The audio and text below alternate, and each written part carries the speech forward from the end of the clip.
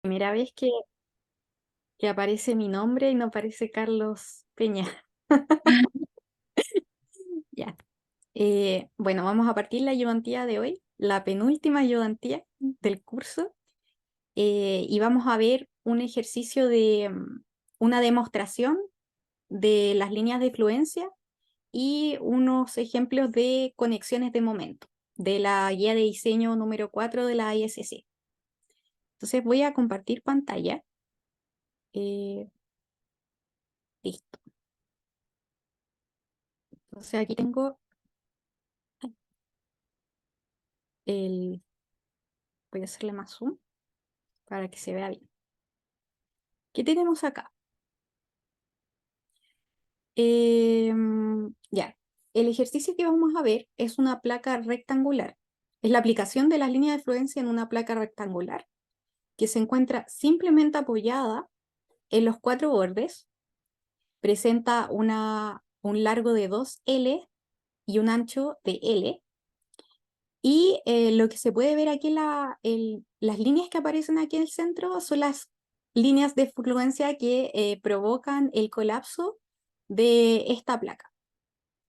Está sometida bajo una carga de un uniforme, o sea, una carga uniformemente eh, Q, y estas líneas de falla provocan eh, la generación de dos sublosas, la sublosa A y la sublosa B.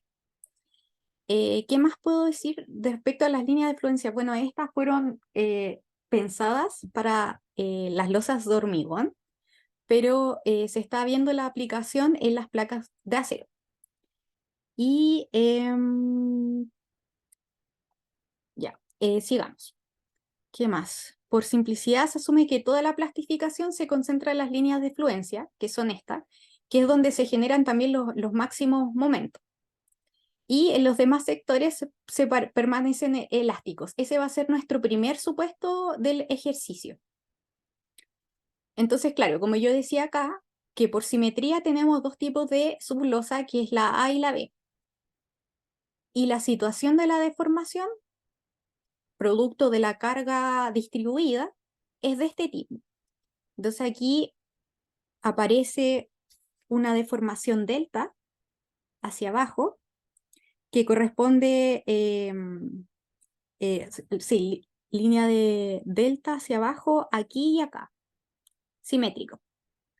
Y aparece un giro alfa 1 que corresponde al giro de la losa tipo A respecto al borde de apoyo. Y aparece el giro 2, que es respecto al borde de apoyo de la losa tipo B. Y esa es la situación deformada. Y bueno, aquí aparece un parámetro X que corresponde a la penetración de las grietas, pero que lo desconocemos. Desconocemos cuál es esta distancia. De hecho, aquí aparece también en el esquema. ¿Y qué más? Sigamos. Bueno, para hacer este tipo de demostraciones, bueno, igual este ejercicio es bien teórico porque aparecen muchas letras, así que su aplicación va a ser algo como complejo de digerir, quizás. Vamos a partir primero como asumiendo la aplicación de las pequeñas deformaciones y de esta manera podemos determinar cuánto vale alfa 1 y alfa 2. Alfa 1 corresponde al desplazamiento partido en L medios, que ahí tengo el triangulito, y el alfa 2 es el desplazamiento partido en X, que esa distancia es desconocida. Entonces, lo primero en realizar es el equilibrio del sistema. De eso trata también las líneas de fluencia, el equilibrio de trabajo externo y trabajo interno. El trabajo externo corresponde al desplazamiento vertical generado por la carga Q, mientras el trabajo interno en las líneas de fluencia, son las líneas de fluencia trabajando en los giros consistentes con el desplazamiento vertical. No, yo igual aquí tengo, no, no me veo. Y aquí tengo mis apuntes. de esto mismo que estoy diciendo, así que hay cosas que las tengo aquí anotadas por si acaso. Entonces, ¿qué aparece? Lo primero que vamos a determinar es el trabajo interno de la sublosa B. Y esta se define como el trabajo a la integral, sí, la integral de la longitud inclinada que va de 0 a, eh, dice acá, del momento plástico, o sea, el momento P, que se produce en el giro, que es variable, que depende de I, que el giro en cada punto de esta línea. Y aparece el 2 acá porque esta línea de falla o línea de fluencia es simétrica a esta otra. Entonces, por eso aparece aquí. Pero uno dice, ay, ¿cómo determino esta integral que está con parámetros variables? Bueno, esto sí se puede realizar porque el trabajo de estas líneas inclinadas es el mismo, es igual al trabajo interno en este borde apoyado. Entonces aquí tenemos este lado de la integral que corresponde al trabajo interno de estas líneas de falla inclinadas y el trabajo interno del borde apoyado, que es el MP por el alfa 2 por el L, que lo conozco. ¿Ya? Y bueno, al final el alfa 2 me queda en función del X, porque lo tengo acá, que es el desplazamiento vertical partido en X.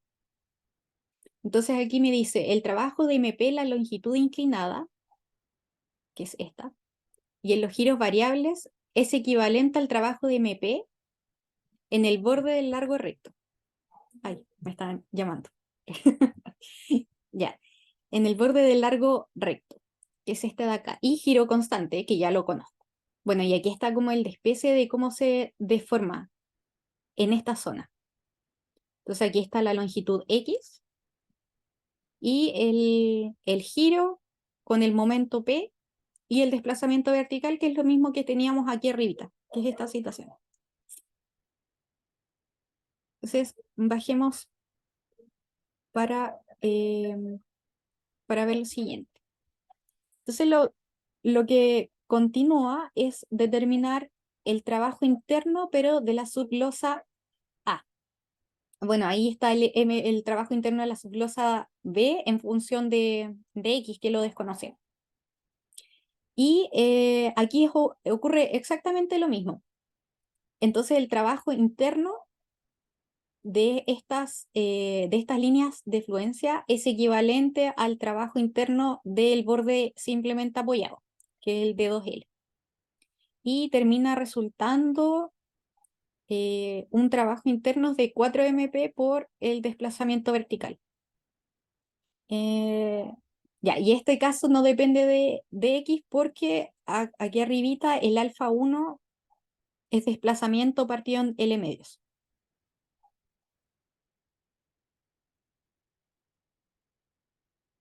Ya, y ahí estamos.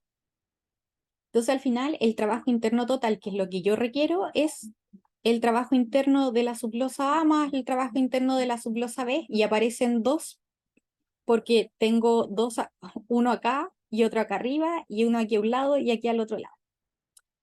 Y al final el trabajo total es este valor que aparece acá y me queda en función de X. Entonces acá lo que tenemos que seguir es viendo el trabajo externo de esta misma losa. Y aquí aparece nuevamente esta integral con muchos parámetros. Y aparte es una integral que depende de dos variables, el x1 y el x2. Entonces, si desarrollo esta integral, saco el q porque es constante y la integral va del 0 al L y del 0 al 2L. Ahí está. Y tenemos el desplazamiento y, bueno, la carga. Bueno, el trabajo es carga por desplazamiento, creo. Sí, sí, fuerza por desplazamiento, ahí está. Entonces, si llegamos más abajito, vamos si se entiende. El desplazamiento vertical de cada punto, x1 y x2. Y bueno, esto es equivalente al volumen generado por la situación sin deformar, la situación plana, ¿qué es esto? Por la situación deformada, que es, bueno, al final es el volumen que se genera. Y aquí el profe lo dividió en tres. Yo no me acuerdo, no lo tengo claro muy bien por qué. Voy a ver si lo tengo aquí anotado. Eh, mm, mm. Ya. Bueno, esto lo explico mejor. Este corresponde, es la integral del desplazamiento, la integral de desplazamiento, está aquí. Y corresponde al volumen del sólido que define la posición deformada de las losas. Que al fin, eso está mucho mejor explicado, la verdad. Entonces aquí tenemos ese volumen. Y voy a seguir. A lo mejor podría haber compartido esto mejor para... Ya, y acá tenemos el volumen, que es el que se produce entre la posición original de la placa y la posición deformada. Que lo estoy repitiendo por tercera vez, pero porque lo estoy leyendo. Y bueno, aquí está el área del prisma central, que es este otro. Y ahí tenemos el L. Bueno, al final es el área del triángulo por la profundidad, que es esto. Y las dos pirámides. Y con esa información yo ya puedo, bueno, sumo los dos volúmenes, o sea, los volúmenes totales, y determino mi trabajo externo, generado por la carga Q. Y bueno, ahora hago el equilibrio y obtengo un Q mínimo, que es este que está acá. Y a partir de esto puedo despejar mi X. Igual está medio extraño esto, sí. Y para hacer esto, el profe hace unas ecuaciones. Bueno, llega a esto y luego a esta ecuación y se queda con la solución positiva, la cual resulta un alfa igual a 0,65, que hizo aquí de hecho un cambio de variable, y al final X resulta 0 por 0,65L. La verdad yo no me acuerdo cómo se hacía esto. Yo asumí ya quiere lo mínimo, lo igual a 0, llega a esta ecuación y ya esto es más familiar. Bueno, y al final, reemplazando estos valores aquí arribita, em, resulta esta expresión de carga Q. Pero igual está es medio raro cuando tienes un letra, así que aparece este ejercicio numérico para ver la aplicación. Ya, y ahora sí viene lo bueno. Aquí se hace el diseño tradicional por teoría elástica. Entonces, con esto voy a obtener una carga. Y esta misma carga que se obtiene mediante la teoría elástica la comparo con la resultado, o sea, mediante la línea de la teoría de línea de fluencia. Y utilizamos el reemplazo de la información en esta formulita. Entonces, partamos. Tenemos la teoría elástica, que es el diseño tradicional, em, donde el momento nominal partido por el omega. Eso es igual a QA por, bueno, QL octavos, QL cuadrado octavos, ahí sí. Y esto al final es el espesor al cuadrado cuartos por F yielding partido en 1,67, que es el omega. Por cierto, partí mal. Esta es una placa de 200 por 100 por 16, de acero a 36. Entonces aquí está la geometría de la placa. Y al reemplazarlo obtengo una carga A de 76,6 kilogramos por centímetros cuadrados. Ya, esta información yo la guardo y continúo haciendo mediante líneas de fluencia. Vamos a verificar con esta fórmula. Entonces, si yo reemplazo mis datos en esta fórmula, el MP se reemplaza por el M nominal partido en el omega y resulta una carga de 137,1 kilogramos centímetros por cuadrado. que es bastante superior a la que yo obtuve por teoría elástica. De hecho, aquí el profe dice que es un 77% mayor que el método elástico. Es harto más. Entonces, yo me acuerdo que cuando estudié un poco esto el año pasado, em, me decía, me decían de que yo podía partir, por ejemplo, el diseño de la placa mediante teoría elástica. Pero si no me cumplía, ahí podía sacarle punta al lápiz, como dicen, mediante las líneas de fluencia. Entonces ahí, como la carga es mucho mayor, ahí ya puedo, no sé, ver qué espesor, por ejemplo, de la placa me cumple. Quizás el que no me cumplía con teoría elástica, ahora sí me cumple con líneas de fluencia. Entonces, eso es bueno. Lo otro también como tips es que como no es un método como no es masivamente utilizado, no es recomendable que el factor de utilización llegue, por ejemplo, al 0,9. 0,8, 0,7 y ya está bien. Cuando, no sé, por ejemplo, hagan sus diseños de bases de columnas, que ahí se utiliza también harto el tema de las líneas de fluencia. Y, ¿qué más? Bueno, ese era un tips que me pasó el año pasado cuando tuve que utilizar esta aplicación de las líneas de fluencia. Y, y eso, lo otro. Si no les resulta o no les cumple el diseño mediante teoría elástica y se pasan a las líneas de fluencia y tampoco les cumple, ahí es como, ya, lo hice mal. Así que, como tips. O sea, es poco probable que no les cumpla algo por las líneas de fluencia. Y ya, ahora continuamos con el ejercicio. A ver qué nos dice acá. El método de la línea de fluencia considera la sobreresistencia que proviene de la indeterminación estática de las placas. En el caso anterior, la indeterminación de la placa fue mínima. Aún así, se obtuvo un aumento de resistencia del 77%. Para mí eso es mucho. Consideremos ahora que el borde de la placa se encuentra empotrado. Ya, aquí teníamos el caso simplemente apoyado, aquí tenemos el borde empotrado. Entonces, por teoría elástica, tenemos la carga QL cuadrado doceavos. Ese es mi momento. Sí. Y al reemplazar mis datos, tengo un Q admisible de 116,3 kilogramos por centímetros cuadrados. Ahora, si utilizo mi metodología por líneas de fluencia, al reemplazar en mi formulita, obtengo un Q admisible de 274,2 kilogramos por centímetros cuadrados. O sea, es bastante más, es 2,36 veces mayor a lo que obtuve por teoría elástica. Y bueno, ese sería ese ejercicio. Como consejo, yo me acuerdo que la primera vez que utilicé esto de las líneas de fluencia, recuerdo de que yo estaba haciendo mi memoria de cálculo y puse teoría elástica.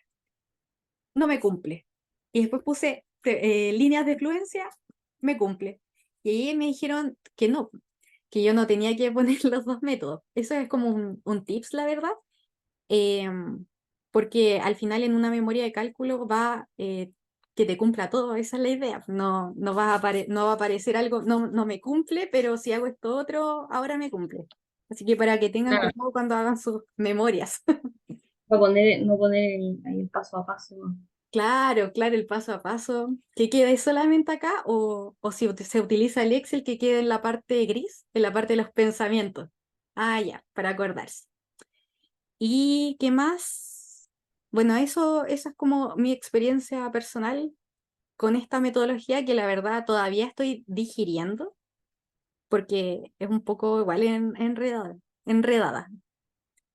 Pero, pero a medida que lo vayamos poniendo en práctica, quizá se entiende mejor. Yo creo que esta guía la podemos subir al Canvas, no creo que haya problemas. Y eso, pero es algo Oye, extraño. y ¿Sí? bueno, siempre se hacen con trabajos virtuales, puedo sacar. ¿Cómo? para sacar que siempre se usan trabajos virtuales para poder sacar esa carga al final. ¿Cómo? ¿Cómo? No entendí la pregunta. Porque eso es lo que hace ellos, ¿no? Usar como trabajos virtuales, lo deforma y saca la carga. Ah, ¿No crees? claro, sí, si al final la teoría se basa en la comparación de eso, del trabajo externo y interno, ¿no? Ya. Sí, eso. Ah, y aquí tenía anotado algunos tips, ¿verdad? Voy a mencionarlos. Em, Tengo aquí, para sacar provecho de la redundancia que presentan las losas, es necesario salir del rango elástico. En el problema se plantea que la losa se va a romper con la mínima energía que puede soportar, que al final es las líneas de fluencia.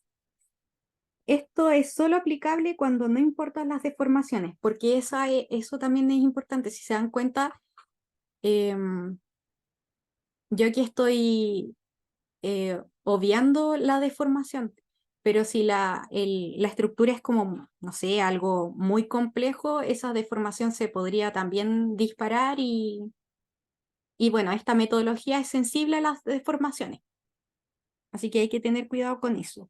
Y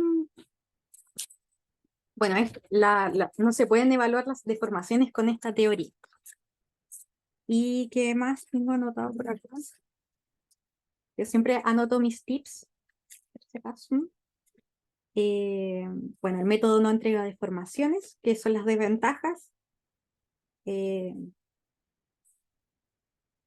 Porque el profe me decía de que el método lo que dice es que se va a deformar lo que sea necesario para generar estas líneas de fluencia. Entonces, yo ahí desconozco ese valor.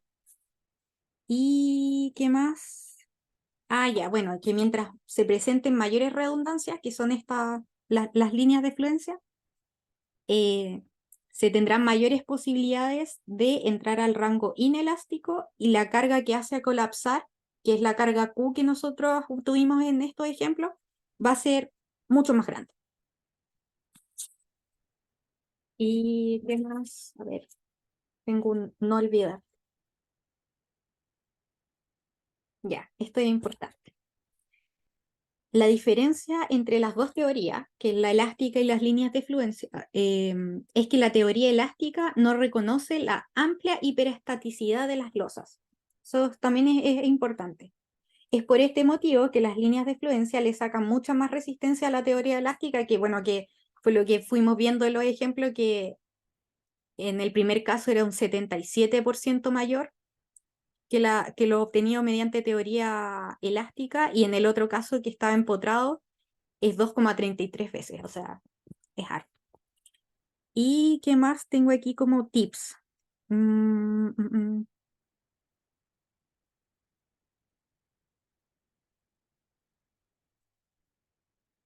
¿Qué más tengo como tips? Ah, bueno, lo que decía. Las líneas de fluencia se ocupa cuando no se tienen problemas de deformación, ya que esta teoría plastifica y es incapaz de proveer, bueno, aquí no importa, pero es la desventaja del método, las deformaciones, porque no las calcula. Y bueno, eso es lo que tengo. A ver, ¿qué más?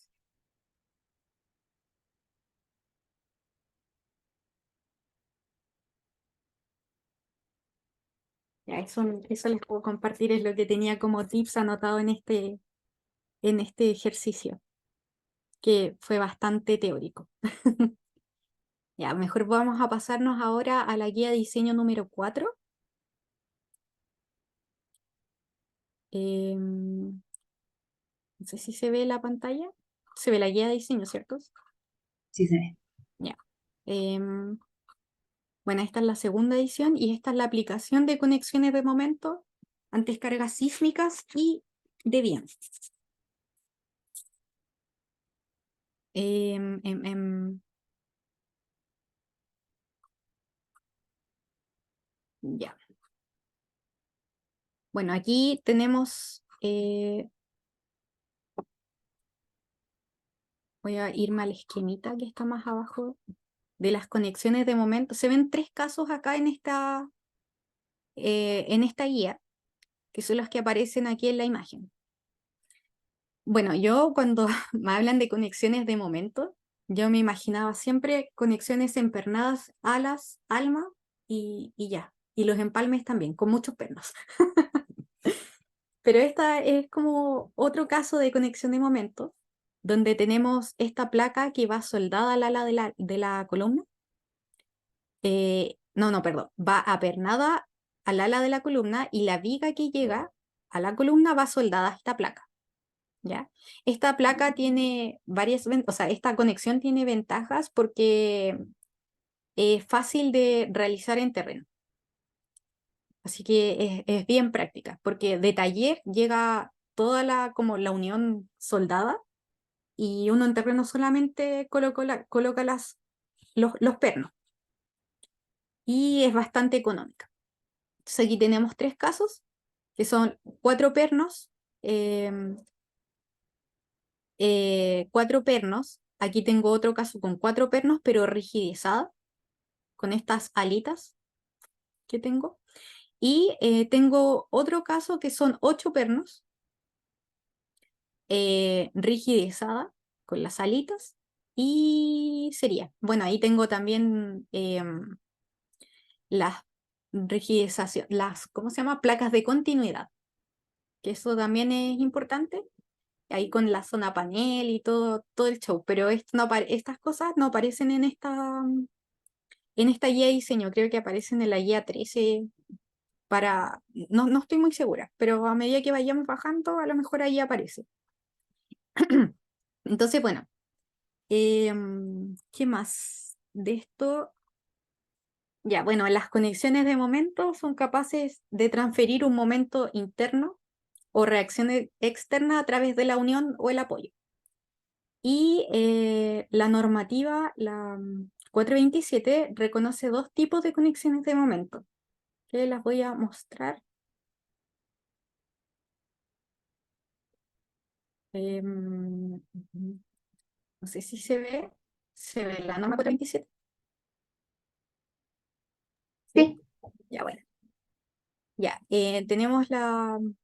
reconoce dos, que son las conexiones FR, que están conexiones de momento completamente restringidas, y las conexiones parcialmente restringidas. Estas las encuentro en el capítulo B, donde aparece todo lo relacionado como a las bases de diseño, resistencia requerida, estados límites. Y bueno, de estas dos conexiones, las que comúnmente se utiliza es las conexiones donde está completamente restringido. Así que eso, para que sepan dónde está en la norma. Y ahora me paso a la guía de diseño número 4.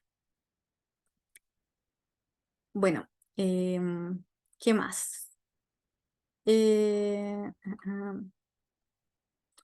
Bueno, este tipo de conexión que vemos en pantalla se llama conexión con plancha extrema extendida, pero también es conocida como plancha de cabeza. Nombre coloquial de la unión. Y bueno, como les decía, consiste en una placa que es mayor al largo de la altura de la viga, mayor al largo claro, mayor al largo de la altura de la viga, em, perpendicular al eje longitudinal de la viga soportada, que va siempre soldada al alma y a las alas de las vigas, y apernada al miembro soportante. ¿Qué más? Estas conexiones se clasifican de acuerdo al número de pernos. En este caso de la guía tenemos de 4 pernos y 8 pernos los que se presentan. ¿Ya? Y si presenta o no atizadores o los rigidizadores.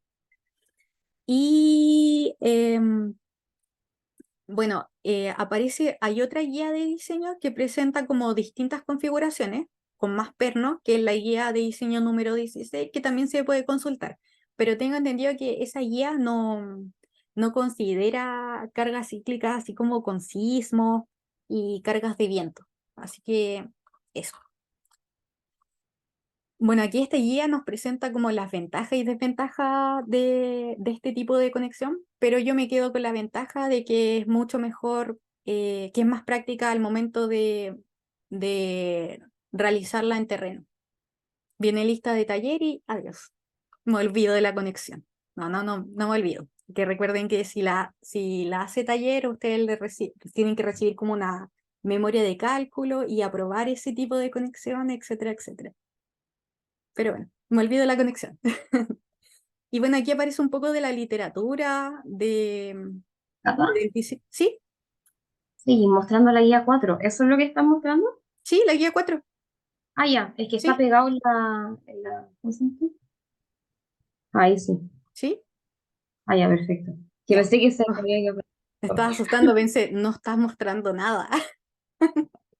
No, pero aquí aparecen las ventajas y desventajas de la conexión y la literatura más o menos de cómo se realizó, quiénes realizaron esta forma de diseño y etcétera, etcétera. El capítulo 2 creo que muestra más bien, que todavía no llevo el capítulo 2, muestra cómo es la geometría, cómo son los detalles de fabricación, etcétera, etcétera. Y aparecen unos esquemitas que están más abajo, que son para los casos que se ven, em, que son los tres tipos de conexiones. Y lo otro que a mí me llamó la atención es que aparecen también las líneas de fluencia. A lo mejor por eso el profe me dijo que viera ese ejercicio con este. Bueno, yo estuve viendo esta guía y a mí lo que me confundía mucho son los parámetros, porque hay eh, muchos parámetros geométricos, tanto de la placa, de estas líneas de fluencia, que, que aparecen acá para cada caso. Y bueno, y estos son todos parámetros que se van asumiendo al momento de realizar el ejercicio. Se asumen y después se verifican. Son parámetros de entrada. Y aquí aparece el G, que para mí ese es el Grammy, pero no sé, porque no sé si sale como Gravil, pero ese, según yo, aparece, va a depender de los manuales de diseño. De hecho, el año pasado, en la ayudantía pasada, nosotros tuvimos los gramiles a partir de los manuales de diseño del ICHA y, sí, del ICHA del 76 y del 2001, que son unas tablas que dependen del tipo de elemento a conectar. Y más abajo,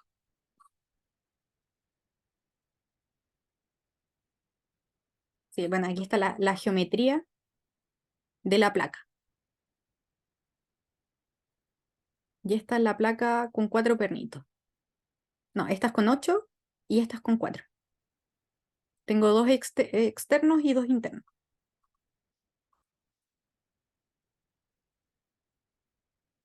Pero más abajo creo que... Ah, no parece. Ah, ya bueno, aquí era en este capítulo.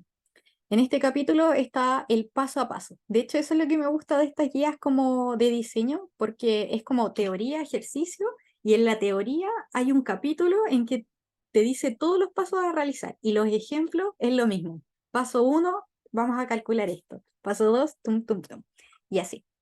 Ya, entonces aquí, por ejemplo, tenemos el paso a paso para el diseño de este tipo de conexión. Aquí tenemos la geometría para la unión de momento mediante 4 pernos, sin los atiesadores, sin los atiesadores que son sin las alitas que yo tengo acá. Y tengo aquí el caso con las alitas. Entonces, vamos bajando. Entonces, aquí tenemos el paso 1 que corresponde a determinar los tamaños de los miembros, no, mentira. Este es determinar, claro, los tamaños de los miembros conectados. Y para eso necesitamos determinar un momento, que es el momento de la cara de la columna. Y ahí aparece un MPE, que se determina de esta manera, el corte y el LP, que va a depender en qué caso de unión estoy. Si estoy con rigidizador o sin rigidizador, que es el 4E o el 4ES o 8ED. Bueno, y para el caso sin rigidizar, sin las alitas, tengo que SLP se determina como el mínimo valor de estas expresiones, y para el caso con atiesadores está el LST y el TP. A mí esto es lo que me complicaba, porque aparecen como muchos parámetros y tengo que irme devolviendo para ver cuál es cuál. El LST es esta distancia y el TP es el espesor de la placa. Ya. Entonces, ese es el paso. Bueno, y el otro es determinar como mis parámetros G, PFI, PFO, PB, etcétera, que son los que están acá, que son mis parámetros de entrada. ¿Y qué más? Y eso se pueden ver mejor. Bueno, yo creo que aquí a lo mejor, si nos vamos a los números, podemos ir visualizando como todo mejor. Em, bueno, después el paso 4 es determinar el diámetro del perno. Y la verdad esto es bien iterativo porque dice, ya, si no te cumple esto, cambia el espesor de la placa. Si no te cumple esto, entonces necesita rigidizadores. Si no te cumple esto, cambia los diámetros del perno. Entonces, bueno, este a lo mejor podrían dejarlo para estudiar, pero nos vamos a pasar inmediatamente a los ejercicios. En el capítulo 3 está el paso a paso, la explicación como de 20 pasos. Y vamos a irnos al ejercicio que está más abajo,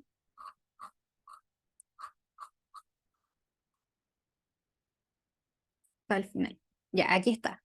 El capítulo 4 son ejemplos y aquí hay 3 ejemplos. Está para los 3 casos de conexiones que mostramos al comienzo de la guía de diseño. Y vamos a partir por el ejemplo A, que es una conexión de momento con 4 pernos. La unión es de una viga del tipo W21 por 55 y una columna de W14 por 109. La columna y la viga son de material ASTM A992 y la placa eh, es de acero A572 grados 50. Los pernos que van a ser 4, son de acero A490 y la resistencia al corte es de 40 kips. Entonces aquí aparecen todos los parámetros geométricos de la viga, columna y del perno. Todos como los parámetros de entrada. Y yo de acá lo que no supe era qué era SKB. Si no, ni idea. Bueno, después nos vamos al diseño de la viga, que ahora sí empieza el paso a paso que se presenta en el capítulo 3 de la guía de diseño. Entonces yo primero calculo este momento que viene resultando de 7.623 kips, pulgadas. Determino el LP y al final determino el momento en la cara de la columna, que es el MUC, generado como la suma de MPE más BU, que lo tengo como dato de entrada, por el LP. Y eso es el primer paso a realizar. Después se asume la geometría de lo que les dije, porque era el BP, el G, el PFI, pero estas cosas como que si no tienes el esquema como que es difícil visualizarlo, así que nos vamos a devolver al final del capítulo 3 donde está toda esa geometría. A lo mejor le puedo sacar un pantallazo. No, aquí lo tengo. Gracias, Catalina del pasado. Ya, entonces aquí tenemos la geometría. Entonces los parámetros que yo voy a como colocar de entrada por mi cuenta van a ser todos estos que se ven acá. Eh, bueno, determino SBP, el G, el PFO, que es esa distancia como del centro del perno al borde de la viga, el TF, no, el TF ya lo tengo, el PFI, que ese también se asume, el DE, y con todos esos parámetros creo que se obtienen las alturas. Estas alturas en H0 y H1 que las vamos a necesitar después. Y voy a pasarme capítulo 4. Ya, entonces esos son todos los parámetros de entrada que yo tengo. Son asumidos. Y se obtiene el H0 y el H1. Después se determina el diámetro del perno con una expresión que es la que me recomienda en el capítulo 3, pero aquí es esta. Y se obtiene este diámetro. Este es el diámetro requerido. Entonces, el diámetro que yo selecciono tiene que ser superior a este, que creo que es 1,25, 1,25 pulgadas. Y después determino la resistencia del perno. Y aquí aparecen muchas fórmulas, pero que es como solamente el reemplazo de los números de lo que nos presentaron en el capítulo 3. Entonces aquí comparo con el MUC, me cumple, fin. Si no me cumpliese, entonces tendría que cambiar quizás el diámetro del perno. Después está el paso 5, que es determinar el espesor requerido de la placa. Y esto va a depender de lo que se presente en la tabla 3 y 3.1. Entonces ahí yo me tengo que devolver. Y las tablas 3.1 son estos esquemitas que aparecen acá. Entonces aquí me dicen cuál es mi IP, que son al final las líneas de fluencia, y los parámetros S, que es esa distancia. Pero en esta parte la van a encontrar, capítulo 3, al final del capítulo, la verdad. Entonces, ahora volvemos al paso 5 del ejercicio. Entonces, al final resulta que el espesor de la placa requerida es de 1,19 pulgadas. Entonces, selecciono algo superior a esto y la placa va a ser de 1,25 pulgadas, de acero a 572 grados 50. Después se calcula la fuerza en el ala de la viga mediante esta expresión que también aparece en el capítulo 3 y da 396 kips. Este valor igual hay que guardarlo porque aparece después en el capítulo, o sea, en el paso 12.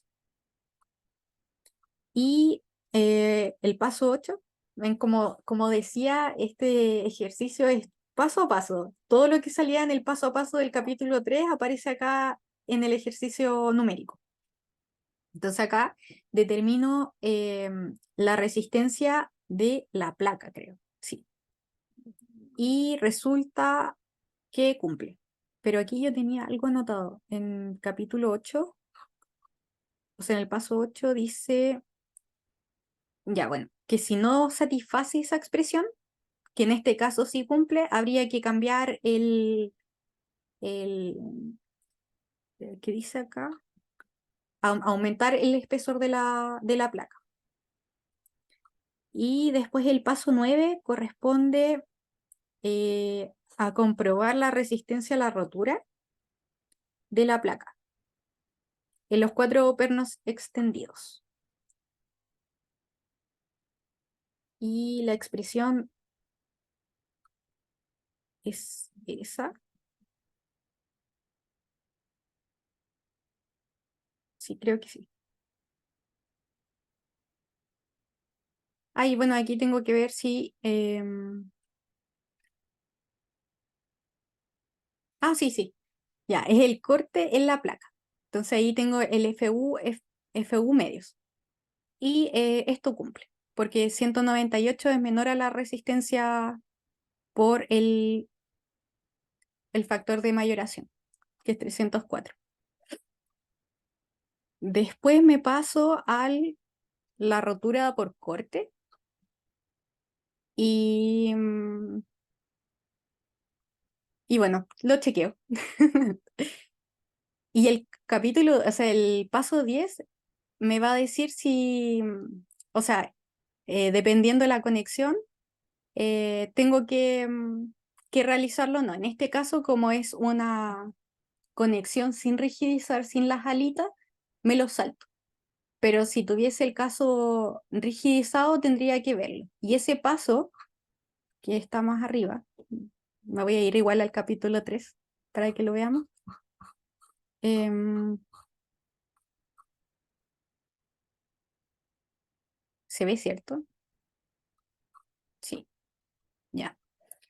El capítulo 10 dice, si se van a usar los 4 pernos en la placa, pero con rigidizador, entonces se tiene que determinar, o sea, este paso.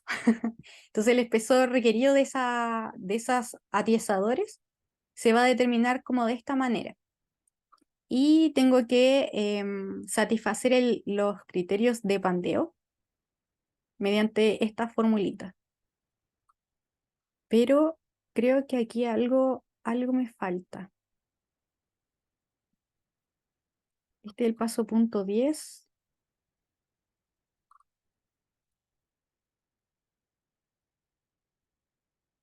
Ah, no, no, estoy bien. Lo que sí hay que proveer el tema de que cumplir los criterios de ancho espesor. O sea, del H, bueno, el de pandeo local, mediante esa formulita. Pero hay otra parte que hay que chequear.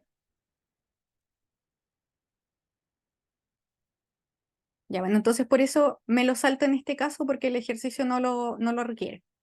Después el 11, el paso 11 corresponde a determinar eh, el corte, el, la resistencia a la ruptura del perno.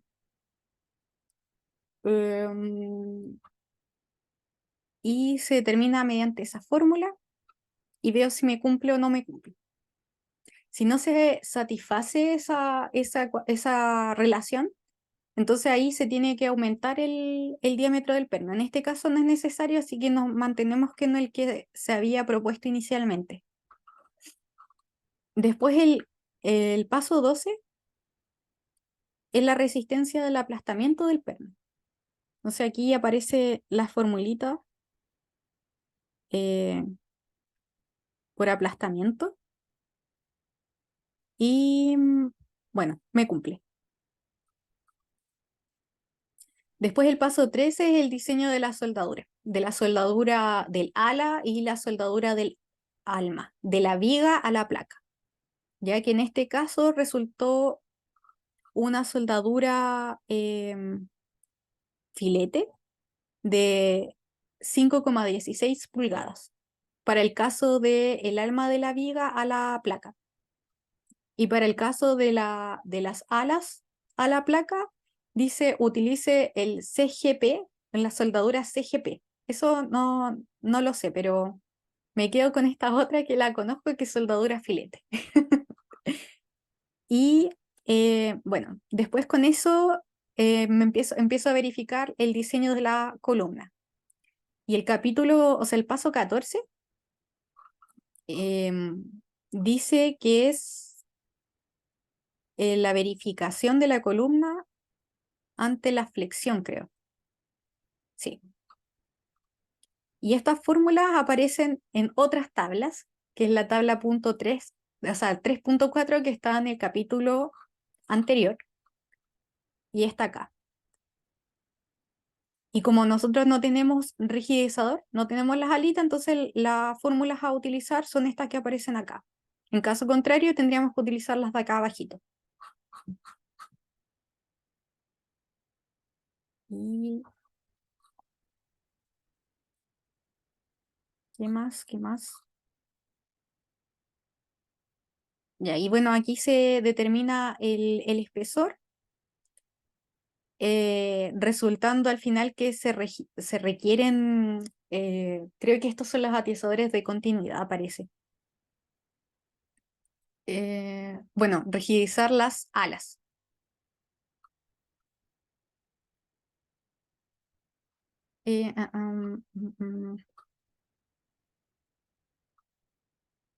Bueno, después pasamos al paso 15.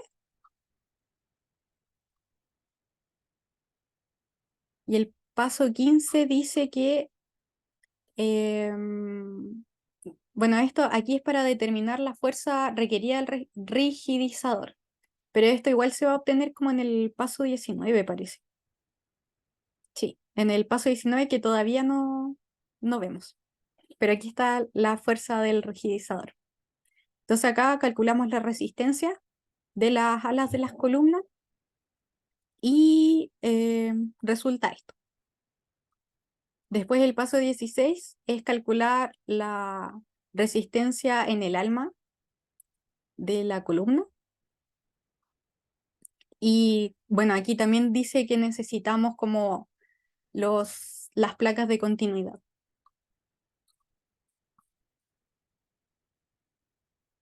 Y bueno, la verdad esto es como paso a paso, no los entiendo muy bien, porque a cada rato dice necesitamos atiezar. O sea, necesitamos las placas de continuidad. Así que no lo sé muy bien. Después pasamos al paso 18. Bueno, son verificaciones, son estados límites que hay que verificar en todo caso, pero como que al final llego como a la misma conclusión.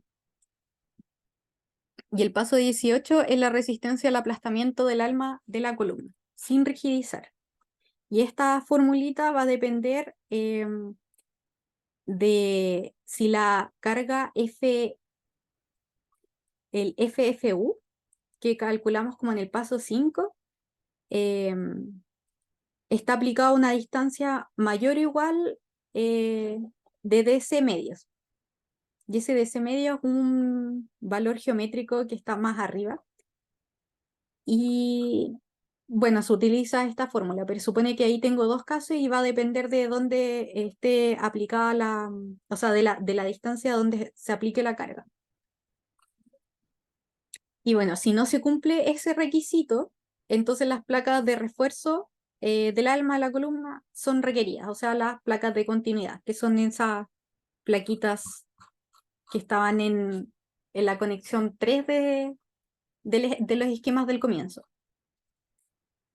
Y el paso 18, creo, no, el 18 ya lo dije, el 19, si se requieren placas de refuerzo para cualquiera de las columnas de los estados límites, entonces la resistencia requerida, que bueno, en nuestro caso, se calcula de esa forma, de esa manera, donde, donde esto corresponde al valor mínimo de la resistencia de diseño de los pasos 15, 16, 17 y 18. O sea, de todo lo que se calculó acá. 279, del 309, 330 y los 268. Y de esa manera se calcula esa fuerza. Y al final el último paso, que es el 20, es comprobar la afluencia por cortante y la resistencia al pandeo de la placa de la zona panel. Pero que todo esto igual no se ve en esta guía de diseño, sino que en la 13. Ya, entonces estaba bien. En la guía 13 se ve todo lo que es la zona panel. Y los atizadores de continuidad aparecen. Bueno, al final, con toda esta cháchara de los 20 pasos, se resulta esta conexión, que aquí tenemos la columna desde el comienzo, la viga, ahí está la placa, con la soldadura, que al final resultó una soldadura de filete, y bueno, y estos son los parámetros de entradas que nosotros supusimos al comienzo del ejercicio. Y esa es la conexión. Después nos pasamos al ejemplo C, que es exactamente lo mismo, solamente que te dicen, este caso es rigidizado. Entonces hay como dos pasos que tenemos que revisar, como volver a chequear. Está más abajo, que es este. Entonces es como, tomen todo lo del ejemplo A, pero en este caso ustedes tienen las alitas en la conexión de momento. Entonces aquí, por ejemplo, a diferencia del caso anterior, tenemos que utilizar la tabla 3.2 que nos daba otra fórmula para determinar los parámetros.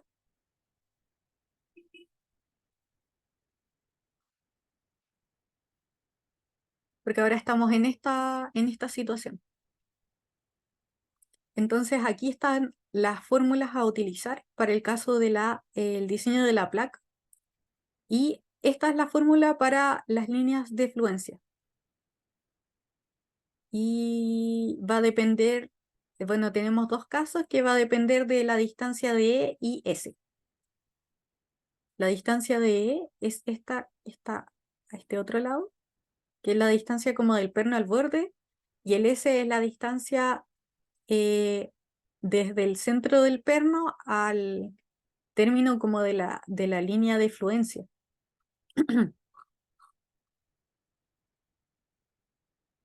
Y de ahí lo encuentran. Entonces ahora bajamos el ejercicio al final. Ya. Entonces aquí reemplazan todos los parámetros y resulta que el espesor de la placa va a ser de 1, o sea, el espesor requerido de la placa es de 1,0,3 pulgadas. Y al final se selecciona ahí la placa, un valor superior y existente, que termina siendo de 1,1 octavo de pulgada. No recuerdo cuánto era la otra placa, la que inicialmente se había supuesto. Creo que era de 1,1 parece. Claro, esta es de 1,1. Entonces ahí me cambió ese paso. El resto de los pasos se mantienen, pero en el paso 10 tengo que,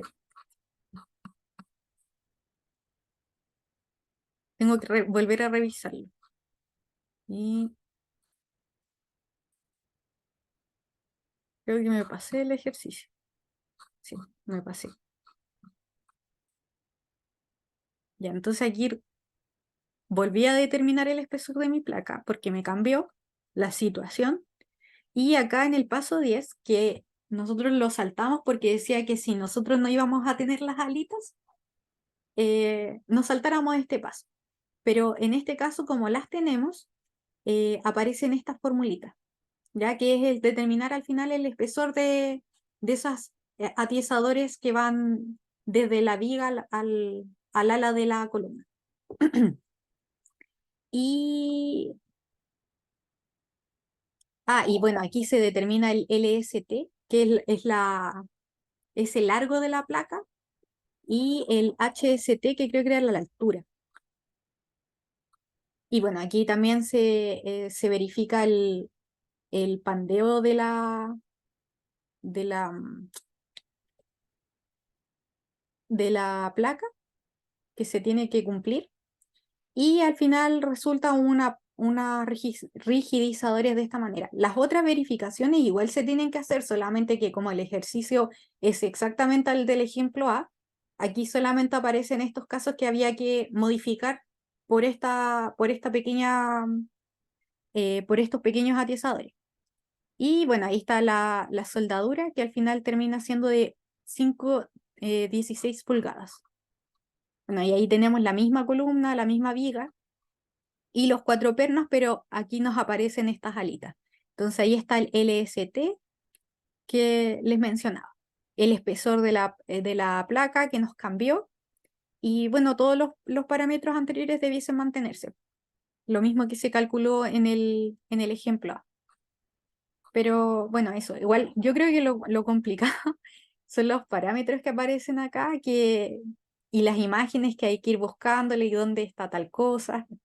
Pero si revisan este ejercicio, y lo leen bien detenidamente, em, lo van a entender porque al final igual es como un paso a paso. Así que eso, pero les recomiendo que vean primero el capítulo 3 porque aparecen todas las ecuaciones que se ven acá en el ejercicio. Y hay veces que tienes distintos casos. Utilizo, dependiendo las distancias, cuál es la que se tiene que utilizar. Así que, bueno, esa sería la ayudantía. A lo mejor no les va a servir mucho para las tareas, pero es bueno igual que comiencen a leer este tipo de documentos y reforzar. Igual yo les diría primero que leyeran el libro de conexiones de Licha que vimos en la ayudantía pasada para soltar un poco la onda. Y eso, esa sería la ayudantía de hoy. Muchas gracias por su asistencia. Muchas gracias, Isi. Ya. No, por lo menos se entendió harto paso, eso sí, Sí, es harto siempre, paso, pero son 20 y era largo también. Así que, sí, no, pero se entiende. ya, bueno, eso, y si no, alguna duda, alguna No, sugerencia, opinión, la verdad es que lo no, bueno o malo.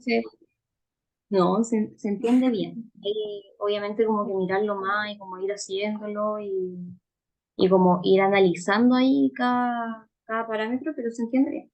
Uy, se oscureció. Sí, Ah, por eso es súper temprano.